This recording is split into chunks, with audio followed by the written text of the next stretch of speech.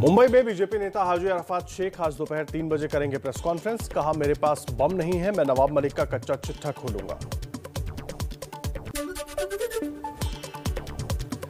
Drugs case में नवाब मलिक का नया आरोप। कहा, कहीं ड्रग्स का खेल गुजरात से तो नहीं चल रहा। ड्रग्स केस के आरोपियों की गुजरात के मंत्री से पहचान का आरोप। बुधवार को गुजरात के द्वारका में 350 करोड़ की ड्रग्स पकड़ी गई।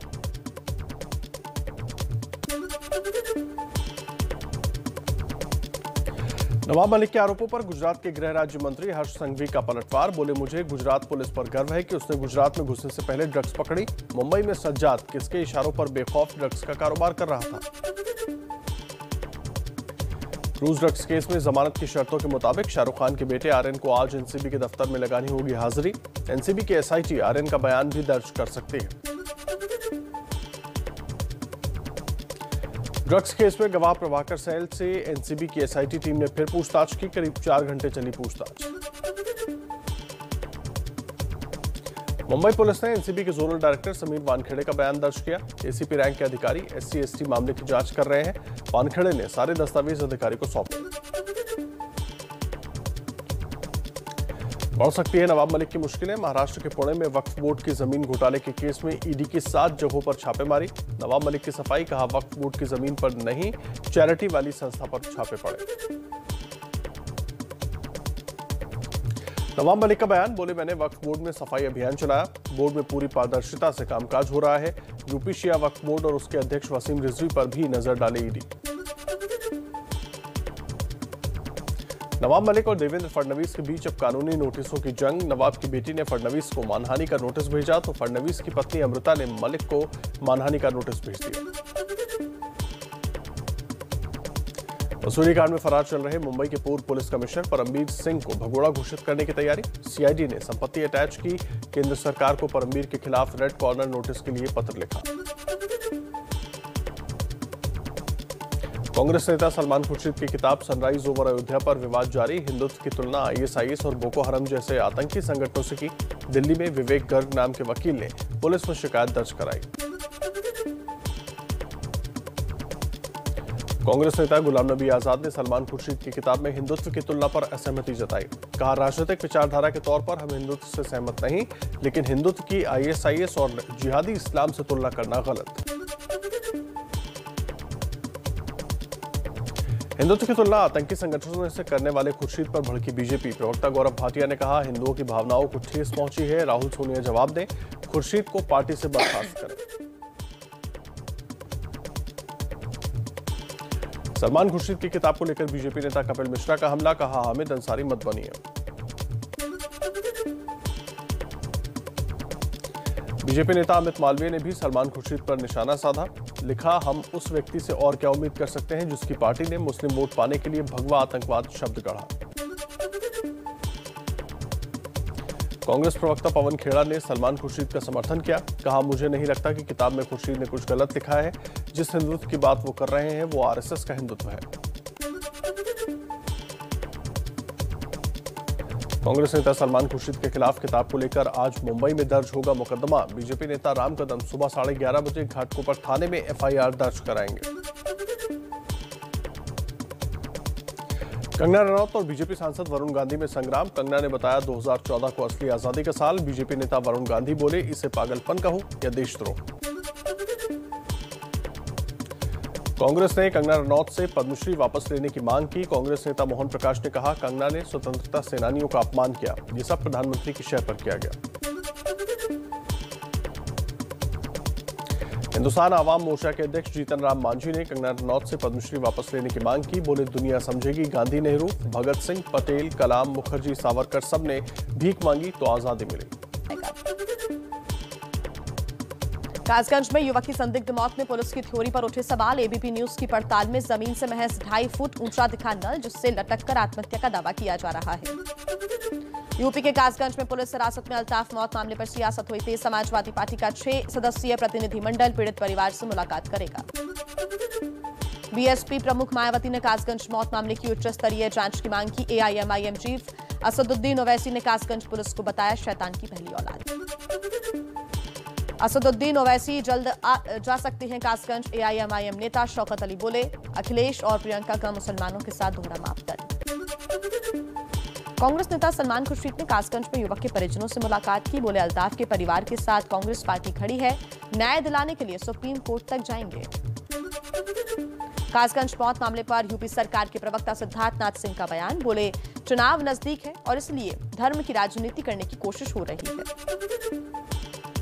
वाराणसी में सलमान खुर्शीद की किताब पर आरएसएस के नेता इंद्रेश कुमार ने साधा निशाना। कहा, खुर्शीद का मानसिक दिवालियापन है, जो ऐसे गलत लोगों और संगठन से हिंदुत्व की तुलना की है, उन्हें माफी मांगनी चाहिए।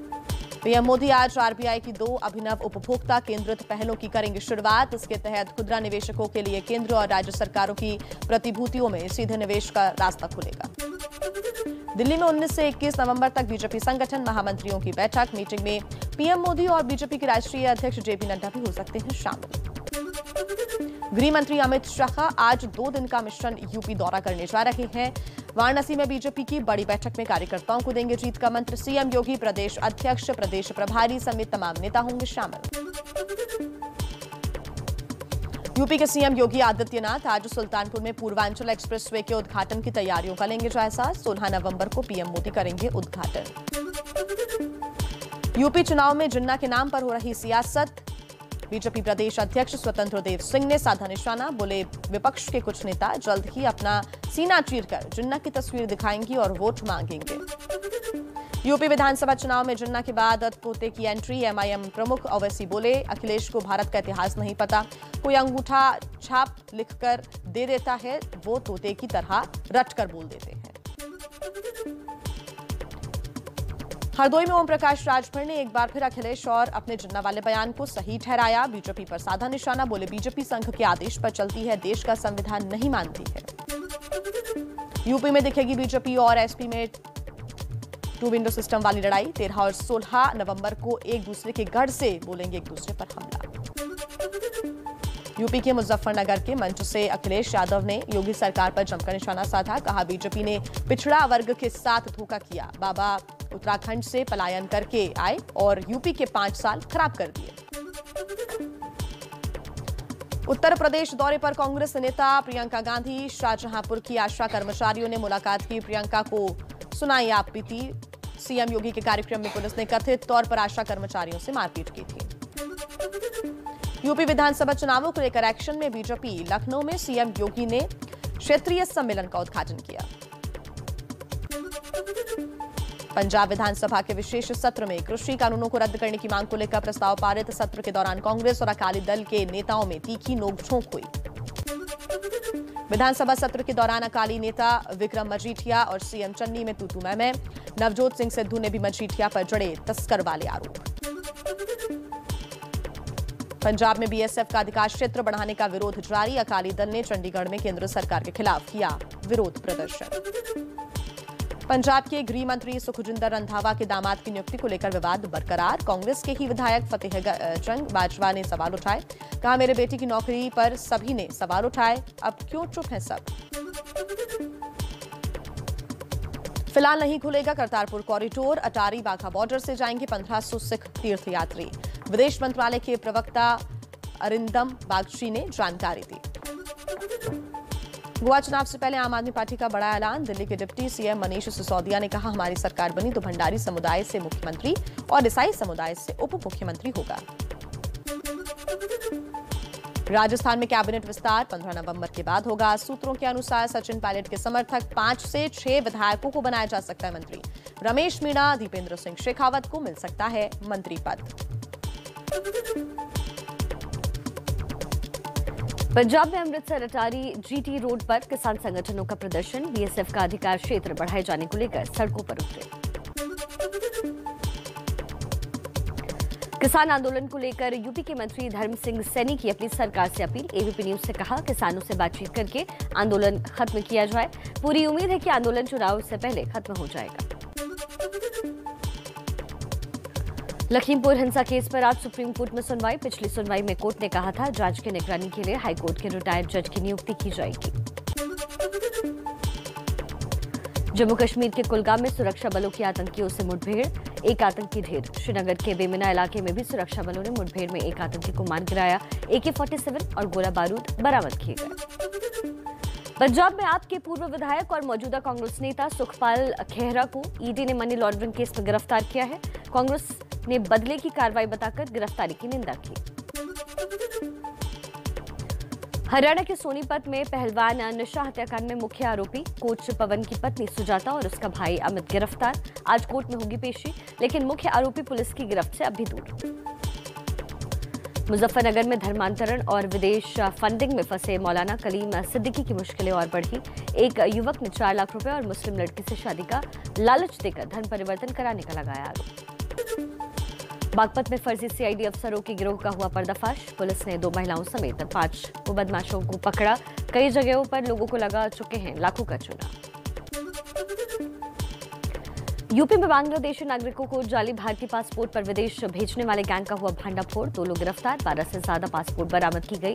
गैंग अब तक 100 लोगों को विदेश भेज चुका है। MP के जबलपुर में कांग्रेस विधायक के 16 साल के बेटे ने लाइसेंसी पिस्टल से खुदकुशी की। पूर्व CM कमलनाथ ने ट्वीट कर जताया दुख, बोले परिवार के प्रति शोक संवेदनाएं। ग्वालियर में फाइनेंस कंपनी के दबाव पर फूटा कार मालिक का गुस्सा। रिकवरी टीम के सामने ही कार को आग लगाई। दिल्ली में बड़े ड्रग्स रैकेट का हुआ भांडाफोड़। क्राइम ब्रांच ने 40 लाख की ड्रग्स के साथ 3 ड्रग्स तस्करों को गिरफ्तार किया। विदेश से ड्रग्स की खेप मंगवाते थे तस्कर। दिल्ली के कड़कड़डुमा कोर्ट के ऋषभ टावर की 6ठी मंजिल पर भयानक आग से अफरा तफरी का माहौल। मौके पर पहुंची 14 फायर ब्रिगेड की गाड़ियों से आग पर काबू पाया गया। रक्षा मंत्री राजनाथ सिंह का आज से 3 दिवसीय लखनऊ दौरा। यूपी डिफेंस इंडस्ट्रियल कॉरिडोर की बैठक में शामिल होंगे। राष्ट्रीय सुरक्षा सलाहकार अजीत डोभाल आज सरदार वल्लभ भाई पटेल राष्ट्रीय पुलिस अकादमी में प्रशिक्षु IPS अधिकारियों को संबोधित करेंगे। दक्षिण कोरिया ने निकाला ट्रैफिक से निपटने का हाईटेक इलाज। एयर ड्रोन टैक्सी का प्रदर्शन किया। 2025 तक लोग पैसेंजर ड्रोन में उड़ान भर पाएंगे।